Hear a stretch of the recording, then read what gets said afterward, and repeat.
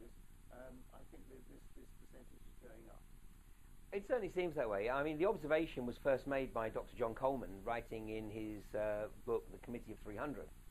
And John Coleman was an academic who spent most of his life researching the, if you like, the agenda of the inner sanctum of those who would have a global government. Yes. And he referred to the inner sanctum as the Olympians. In fact, he says they call themselves the Olympians.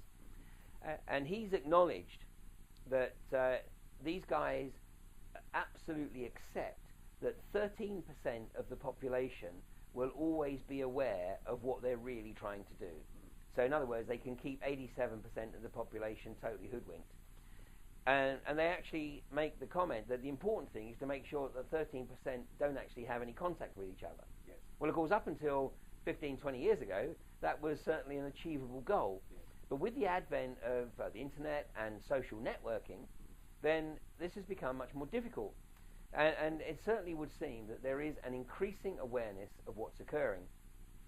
And different people have different portals that sort of bring them into this agenda. Yes. But it's always the case that once the first card falls, then the rest sort of fall very quickly. Yes. And they suddenly learn or relearn the art of critical thinking.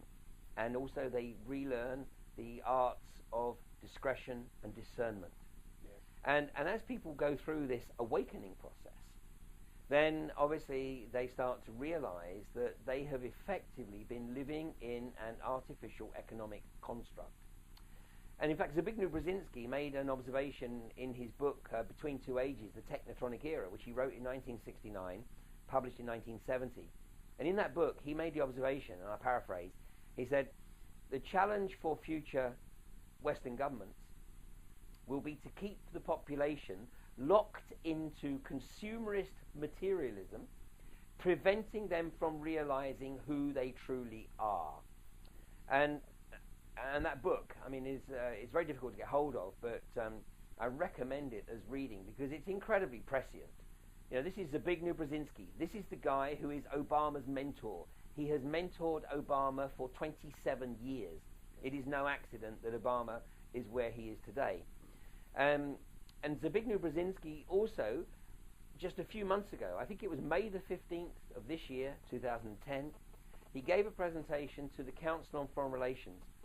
And in that presentation, he made the observation that the greatest obstacle to the establishment of global government is the rapid political awakening of the masses. And this is an acknowledgement that people are starting to realize. That's a great encouragement. It's incredible. But what he's actually doing is he's saying, look guys, we've got a problem. Yes. Because actually the masses are starting to become aware of our agenda. Yes. And if they are truly aware, I mean, just like George Bush Sr.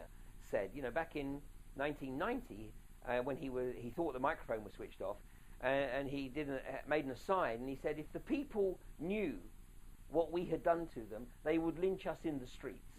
Yes. I've heard this. Well, I mean, I think, you know, I mean, there's no question. It shouldn't be any great surprise that Tony Blair has had to cancel his public book launching. Yes. Because, you know, Tony Blair is the archetypal socio-psychopath. I mean, he displays all the behaviors of a clinical socio-psychopath. And only a delusional narcissist like Tony Blair could ever believe that he would be greeted with open arms at a book signing anywhere in the world. Yes. And of course he was so narcissistic, that's why he turned up in Dublin, and of course he was greeted with the appropriate reception. Yes. And then it was realised if he actually had the audacity to show up at Waterstones in London, the protest was going to be far more massive. Exactly. Now, you know, and this is the guy, of course, who is so outrageously narcissistic that he has his own faith foundation, which of course he had to launch in America because here it would have just been ridiculed. It would be laughed out of sight. Totally. Yes. So this is all good news, though. It's all good news because the more outrageous, the more narcissistic, the more socio-psychopathic these guys become in their not just their thoughts but their actions, then the more people go, hang on a goddamn second. You know, so when here we are in the stages now, in the early autumn of 2010, we are on the cusp of the real financial meltdown. Yes. And when people realise that, you know, their pensions have been ripped away from under them. Now the government wants to rip their salaries away from them by demanding that all employers pay their salaries directly to the government, and then the government dishes out chump change as pocket money. We are on the brink of almost the final steps towards totalitarianism, but it's all good. Because the more that these guys accelerate their agenda, the more people wake up and go, hang on a goddamn second. The more they expose themselves.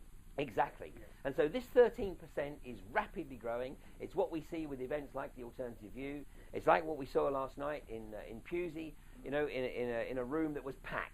Exactly. To look at what's happening with BP, look at the lies in the media about the BP event.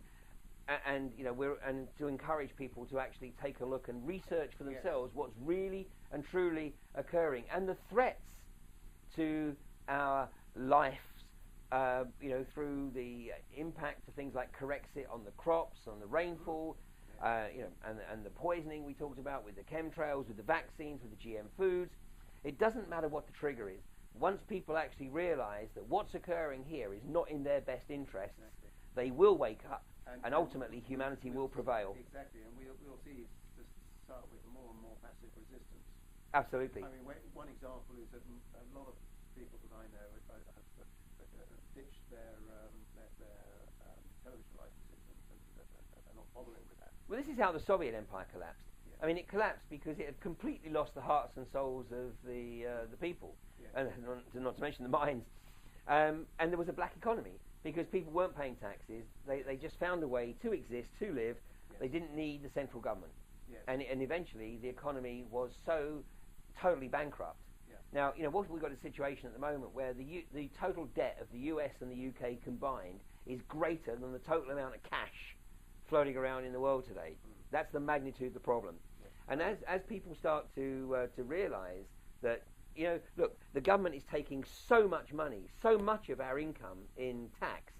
Actually, the amount of true disposable income we have is a microscopic proportion of our salary.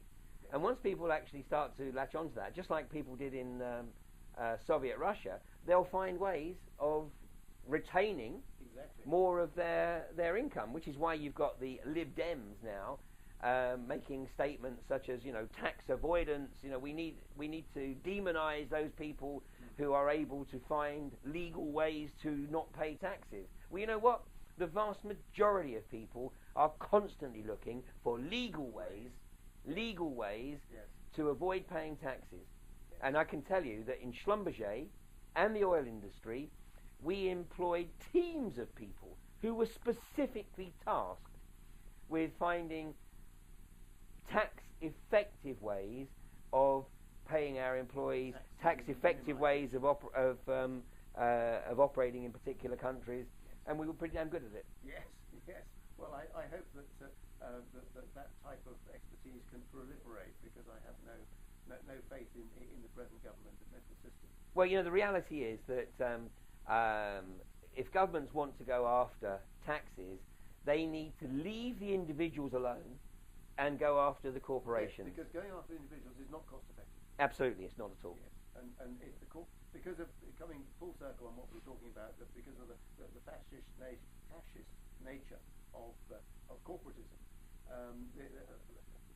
they probably don't have the power to do that. Listen, the reality is that the people who are working in any government tax office, they are so parochial, they have no experience of the international arena, and they have no idea how creative international companies can be.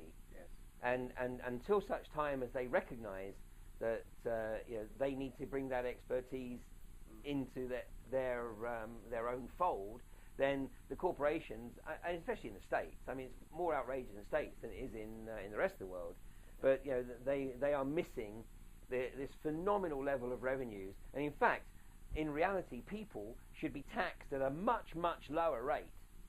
Individuals should be taxed at a much lower rate, and the corporations taxed at a higher rate. Exactly. Well, on that exciting note, thank you very much indeed, Ian. This has been absolutely fascinating. Thanks, Lincoln. Thanks a lot.